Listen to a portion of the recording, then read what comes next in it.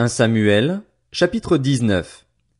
Akab rapporta à Jézabel tout ce qu'avait fait Élie et la manière dont il avait tué par l'épée tous les prophètes. Jézabel envoya alors un messager à Élie pour lui dire « Que les dieux me traitent avec la plus grande sévérité, si demain, à la même heure, je ne te fais pas ce que tu leur as fait. » Voyant cela, Élie se leva et partit pour sauver sa vie. Il arriva à Beër-shéba, une ville qui appartient à Juda, et il y laissa son serviteur. Quant à lui, il marcha toute une journée dans le désert, puis il s'assit sous un genêt et demanda la mort en disant « C'est assez. Maintenant, Éternel, prends-moi la vie, car je ne suis pas meilleur que mes ancêtres. » Il se coucha et s'endormit sous un genêt. Et voici qu'un ange le toucha et lui dit « Lève-toi et mange. » Élie regarda et il vit à son chevet un gâteau cuit sur des pierres chauffées ainsi qu'une cruche d'eau. Il mangea et but, puis se recoucha. L'ange de l'Éternel vint une deuxième fois, le toucha et dit « Lève-toi et mange, car le chemin est trop long pour toi. » Il se leva, mangea et but. Puis avec la force que lui donna cette nourriture, il marcha 40 jours et 40 nuits jusqu'à la montagne de Dieu, jusqu'à Horeb. Là, il entra dans la grotte et y passa la nuit. Or, la parole de l'Éternel lui fut adressée. « Que fais-tu ici, Élie » Il répondit « J'ai déployé tout mon zèle pour l'Éternel, le Dieu de l'univers. En effet, les Israélites ont abandonné ton alliance, ils ont démoli tes autels et ont tué tes prophètes par l'épée. Je suis resté, moi seul, et ils cherchent à m'enlever la vie. » L'Éternel dit « Sors, et tiens-toi sur la montagne devant l'Éternel, et l'Éternel va passer. » Devant l'Éternel, il y eut un vent fort et violent qui déchirait les montagnes et brisait les rochers. L'Éternel n'était pas dans le vent. Après le vent, il y eut un tremblement de terre. L'Éternel n'était pas dans le tremblement de terre. Après le tremblement de terre, il y eut un feu. L'Éternel n'était pas dans le feu. Après le feu, il y eut un murmure doux et léger. Quand il l'entendit, Élie s'enveloppa le visage de son manteau, sortit et se tint à l'entrée de la grotte. Et voici qu'une voix lui fit entendre ces paroles. « Que fais-tu ici, Élie » Il répondit. « J'ai déployé tout mon zèle pour l'Éternel, le Dieu de l'univers. En effet, les Israélites ont abandonné ton alliance, ils ont démoli tes autels et ont tué tes prophètes par l'épée. Je suis resté, moi seul, et ils cherchent à m'enlever la vie. » L'Éternel lui dit, « Vas-y, poursuis ton chemin dans le désert jusqu'à Damas. Une fois arrivé là-bas, tu consacreras par onction Hazaël comme roi de Syrie. Tu consacreras aussi par onction Jéhu, le petit-fils de Nimshi, comme roi d'Israël, et tu consacreras par onction Élisée, le fils de Shaphat, d'Abel-Méhola, comme prophète à ta place. Celui qui échappera à l'épée de Hazaël, Jéhu le fera mourir, et celui qui échappera à l'épée de Jéhu, Élisée le fera mourir. Mais je vais laisser en Israël 7000 hommes. Ce sont tous ceux qui n'ont pas plié les genoux devant Baal et dont la bouche ne l'a pas embrassé. » Élie partit de là et il trouva Élisée, le fils de Shaphat, en train de labourer. Il y avait devant lui 12 paires de bœufs et lui-même se tenait près de la 12e. Élie s'approcha de lui et jeta son manteau sur lui. Élisée abandonna ses bœufs et courut après Élie. Il lui dit, « Laisse-moi embrasser mon père et ma mère et je te suivrai. » Élie lui répondit, « Vas-y et reviens. Pense en effet à ce que je t'ai fait. » Après s'être éloigné d'Élie, Élisée prit une paire de bœufs, qu'il offrit en sacrifice. Avec le bois de leur attelage, il fit cuire leur viande et la donna à manger au peuple. Puis il se leva, suivit Élie et fut à son service. 1 Roi, chapitre 20. Ben-Hadad, le roi de Syrie, rassembla toute son armée. Il avait avec lui 32 rois, ainsi que des chevaux et des chars. Il monta, installa le siège devant Samarie et l'attaqua. Il envoya dans la ville des messagers à Akab, le roi d'Israël, pour lui annoncer « Voici ce que dit Ben-Hadad. Ton argent et ton or sont ma propriété. Tes femmes et tes plus beaux enfants m'appartiennent. » Le roi d'Israël répondit « Comme tu le dis, mon seigneur le roi, je t'appartiens avec tout ce que j'ai. » Les messagers revinrent annoncer « Voici ce que dit Ben-Hadad. Je t'ai fait ordonner de me livrer ton argent et ton or, tes femmes et tes enfants.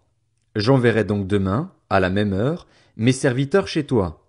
Ils fouilleront ta maison et celle de tes serviteurs, ils mettront la main sur tout ce que tu as de précieux et l'emporteront. Le roi d'Israël appela tous les anciens du pays et leur dit, Sachez bien et comprenez que cet homme nous veut du mal. En effet, il m'a déjà réclamé mes femmes et mes enfants, mon argent et mon or, et je ne lui ai rien refusé. Tous les anciens et tout le peuple dirent à Akab, Ne l'écoute pas et ne cède pas. Akab dit alors au messager de Ben-Hadad, Dites à mon seigneur le roi, Je ferai tout ce que tu as réclamé à ton serviteur la première fois. Toutefois, cela, je ne peux pas le faire. Les messagers s'en allèrent et rapportèrent cette réponse. Ben-Hadad envoya dire à Akab, Que les dieux me traitent avec la plus grande sévérité si la poussière des décombres de Samarie suffit pour remplir le creux de la main de toute l'armée qui me suit. Le roi d'Israël répondit, Celui qui endosse une armure pour aller au combat ne doit pas se vanter comme s'il la déposait après avoir combattu. Lorsque Ben-Hadad reçut cette réponse, il était en train de boire avec les rois sous les tentes et il dit à ses serviteurs, Faites vos préparatifs. Ils firent alors leurs préparatifs contre la ville. Mais voici qu'un prophète s'approcha d'Akab, le roi d'Israël, et annonça, Voici ce que dit l'Éternel. Vois-tu toute cette grande foule? Je vais la livrer aujourd'hui entre tes mains et tu sauras que je suis l'Éternel. Akab dit, Grâce à qui? Il répondit, Voici ce que dit l'Éternel. Ce sera grâce aux serviteurs des chefs de district. Akab demanda, Qui doit engager le combat? Il répondit, Toi. Alors Akab passa en revue les serviteurs des chefs de district et il en trouva 232. Après eux, il passa en revue tout le peuple, l'ensemble des Israélites, et ils étaient 7000. Ils firent une sortie à midi, alors que Ben-Hadad buvait et s'enivrait sous les tentes avec les 32 rois qui étaient venus à son aide. Les serviteurs des chefs de district sortirent les premiers. Ben-Hadad envoya des espions et on lui rapporta, Des hommes sont sortis de Samarie. Il dit, Qu'ils sortent pour demander la paix ou pour combattre, capturez-les vivants. Lorsque les serviteurs des chefs de district et l'armée qui les suivait furent sortis de la ville, ils combattirent au corps à corps et les Syriens prirent la fuite. Israël les poursuivit et Ben-Hadad, le roi de Syrie, se sauva sur un cheval avec des cavaliers. Le roi d'Israël sortit, frappa les chevaux et les chars et infligea une grande défaite aux Syriens. Alors le prophète s'approcha du roi d'Israël et lui dit, Vas-y, fortifie-toi, examine la situation et vois ce que tu as à faire. En effet, l'année prochaine, le roi de Syrie montera t'attaquer. Les serviteurs du roi de Syrie dirent à leur seigneur, Le Dieu des Israélites est un Dieu des montagnes. Voilà pourquoi ils ont été plus forts que nous. Mais combattons-les dans la plaine, et l'on verra si nous ne serons pas plus forts qu'eux. Fais encore ceci, retire chacun des rois de son poste et remplace-les par des gouverneurs. Forme-toi une armée pareille à celle que tu as perdue, avec autant de chevaux et de chars. Ensuite, nous les combattrons dans la plaine et l'on verra si nous ne serons pas plus forts qu'eux. Le roi les écouta et agit de cette manière.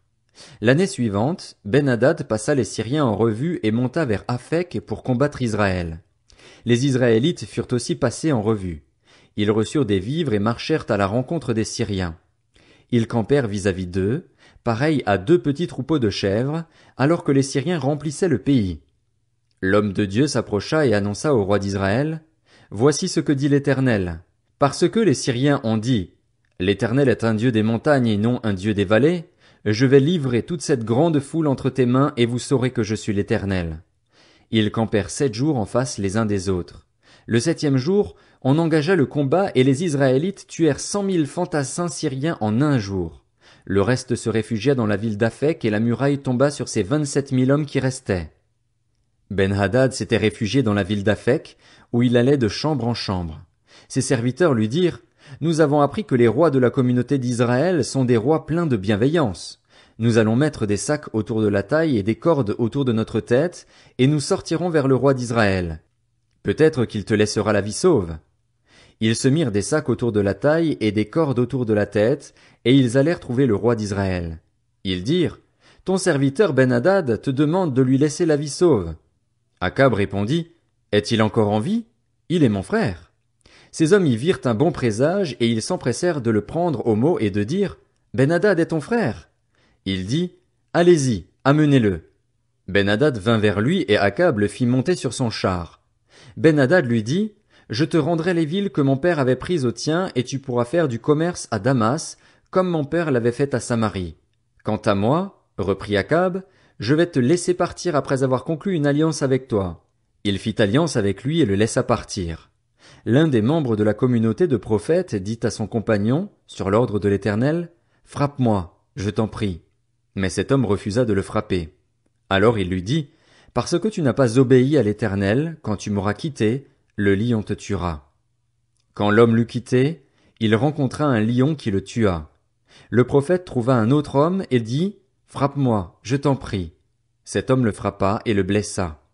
Le prophète alla alors se poster sur la route empruntée par le roi et il se masqua les yeux avec un bandeau.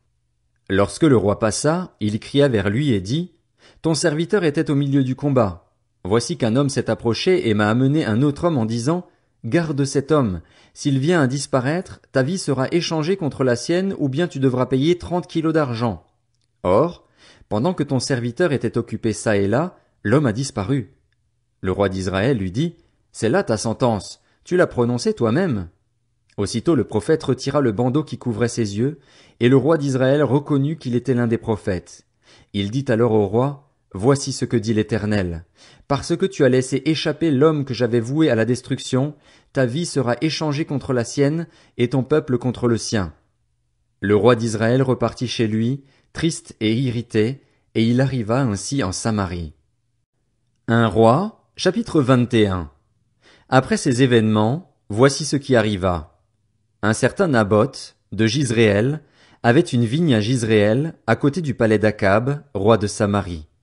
Akab ordonna à Naboth, Donne-moi ta vigne, pour que j'en fasse un jardin potager, car elle est tout près de ma maison. Je te donnerai à la place une vigne meilleure ou, si tu préfères, je te payerai sa valeur en argent. Mais Naboth répondit à Akab, Que l'Éternel me garde de te donner l'héritage de mes ancêtres. Akab rentra chez lui, triste et irrité, à cause de cette réponse que lui avait faite Naboth de Jizréel. Je ne te donnerai pas l'héritage de mes ancêtres. Il se coucha sur son lit, tourna son visage contre le mur et ne mangea rien. Sa femme Jézabel vint le trouver et lui dit, Pourquoi es-tu triste et ne manges-tu pas? Il lui répondit, C'est parce que j'ai parlé à Naboth de Jizréel et que je lui ai dit, Donne-moi ta vigne pour de l'argent ou, si tu veux, je te donnerai une autre vigne à la place. Mais il a répondu, Je ne te donnerai pas ma vigne. Alors sa femme Jézabel lui dit, Est-ce bien toi maintenant qui es roi d'Israël? Lève-toi, prends de la nourriture et que ton cœur se réjouisse. C'est moi qui vais te donner la vigne de Naboth de Jizréel. Elle écrivit alors, au nom d'Akab, des lettres qu'elle marqua de l'empreinte du roi, puis elle les envoya aux anciens et aux magistrats qui étaient concitoyens de Naboth. Voici ce qu'elle écrivit dans ces lettres. Proclamez un jeûne. Placez Naboth au premier rang du peuple et mettez en face de lui 2 vauriens qui témoigneront contre lui en prétendant qu'il a maudit Dieu et le roi. Puis conduisez-le à l'extérieur de la ville et lapidez-le jusqu'à ce qu'il meure. Les hommes de la ville de Naboth, les anciens et les magistrats qui étaient ses concitoyens, agirent comme Jézabel le leur avait fait dire. Ils se conformèrent à ce qui était écrit dans les lettres qu'elle leur avait envoyées. Ils proclamèrent un jeûne et placèrent Naboth au premier rang du peuple. Les 2 vauriens vinrent se mettre en face de lui et témoignèrent contre Naboth devant le peuple en prétendant qu'il avait maudit Dieu et le roi. Puis ils le conduisirent à l'extérieur de la ville et le lapidèrent jusqu'à ce qu'il meure. Ils firent alors dire à Jézabel, Naboth a été lapidé et il est mort.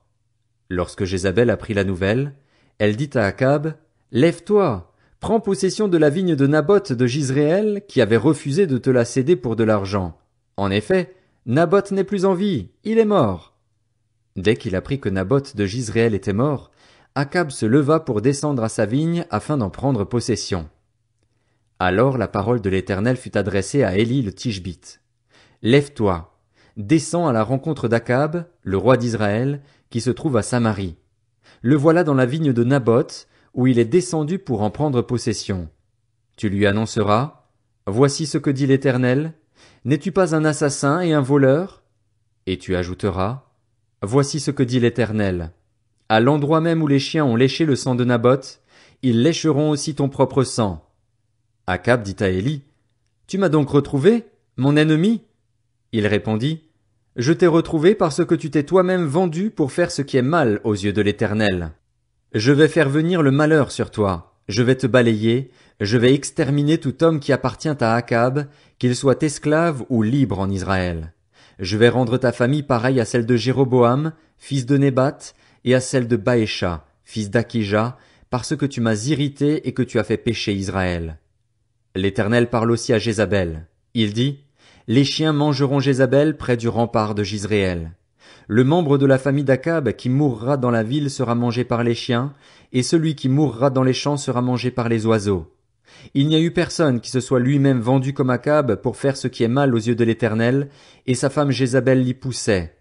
Il a agi de la manière la plus abominable en suivant les idoles, comme le faisaient les Amoréens, ces peuples que l'Éternel avait dépossédés devant les Israélites. Après avoir entendu les paroles d'Élie, Akab déchira ses habits, se couvrit d'un sac à même la peau et jeûna. Il dormait avec ce sac et il marchait tout lentement. La parole de l'Éternel fut adressée à Élie le Tishbite.